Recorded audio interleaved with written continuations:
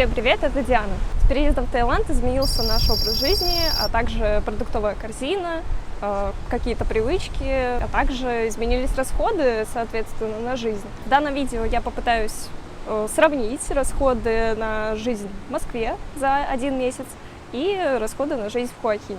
Начинаем?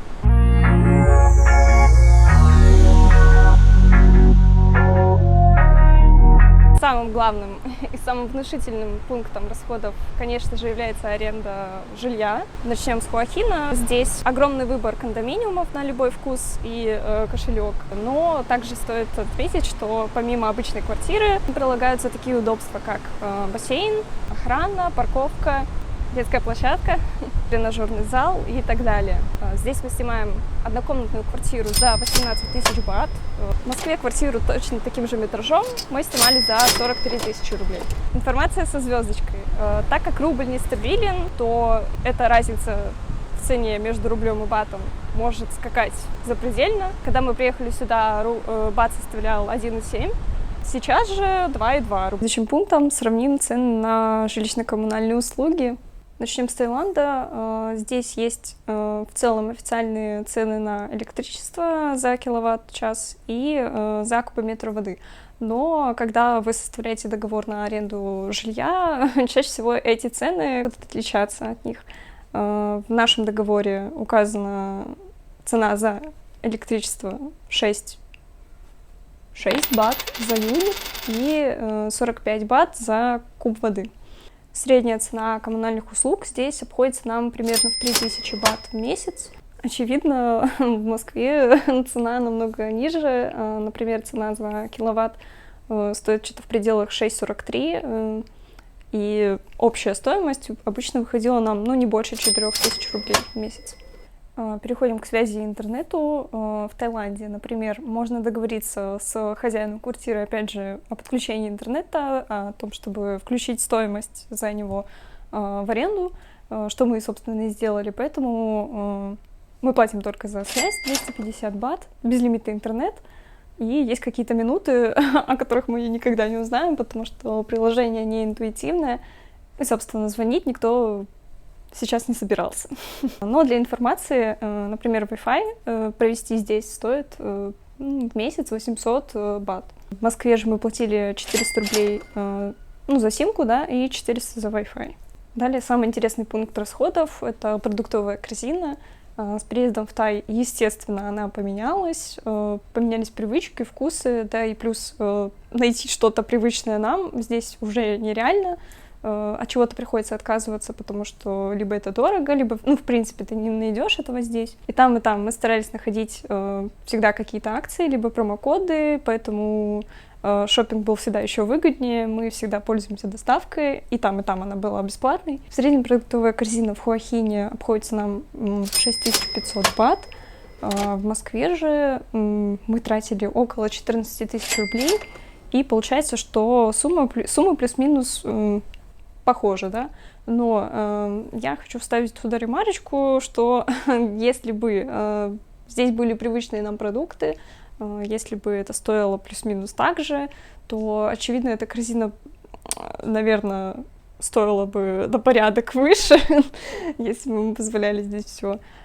Поэтому в данный момент ничья, но, опять же, с оговорочкой. Далее это транспорт. Здесь мы часто ходим пешком, потому что город не настолько большой. И, в принципе, здесь нет общественного транспорта как такового. Здесь есть тук-туки и такси. Такси мы пользуемся, но редко. Единственное супер важное отличие, которое приходит сразу мне в голову, цена этого такси. Здесь мы как-то вызывали его, ехали минут 30 вообще в конец города, там, где расположены все виллы. Потратили 230 бат за поездку, и на минуточку вспомнили о случае, когда мы вызвали такси в Москве. Нам нужно было добраться от МГУ до остановки МГУ. То есть там, не знаю, пройти буквально 5 минут, проехать, может быть, еще меньше. Мы заплатили какие-то бешеные деньги за это, плюс-минус так же. И да, это, конечно, откликается здесь. Но даже если сравнивать с Бангкоком, то такси, конечно, уже будет дороже, да, чем в Хуахине.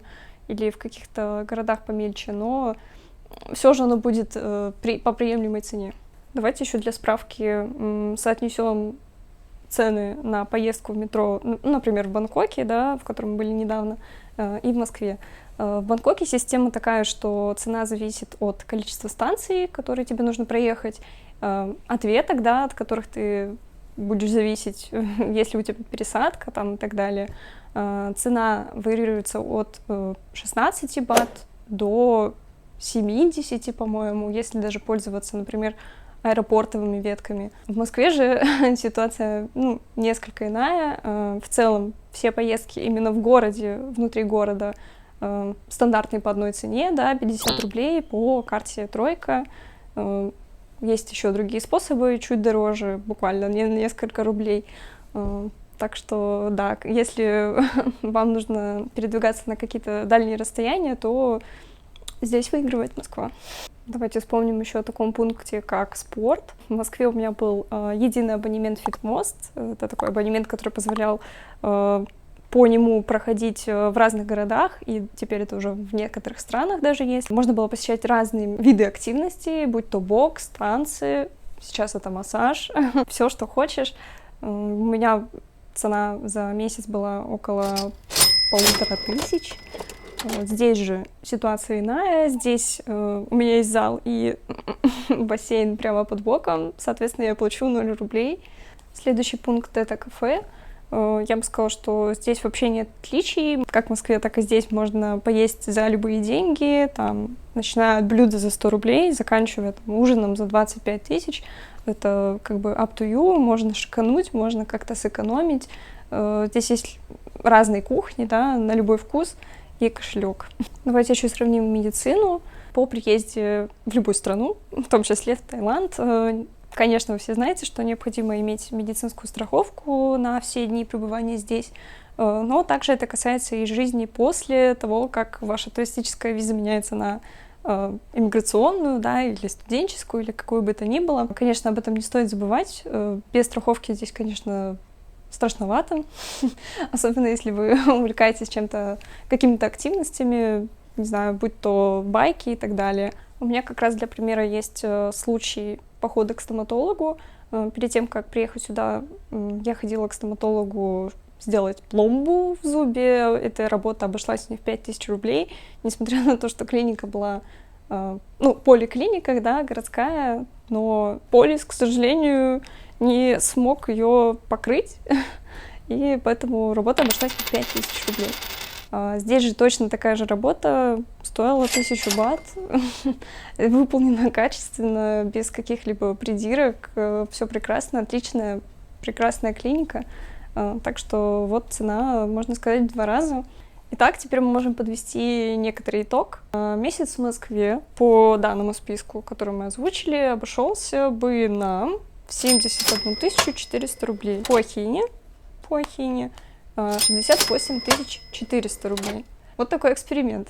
Про разницу между пунктами я объясняла, да, почему так. Даже для меня странно, что получается, что жизнь в Хуахине дешевле, чем в России. Опять же, моя догадка есть в одном из комментариев, почему так произошло.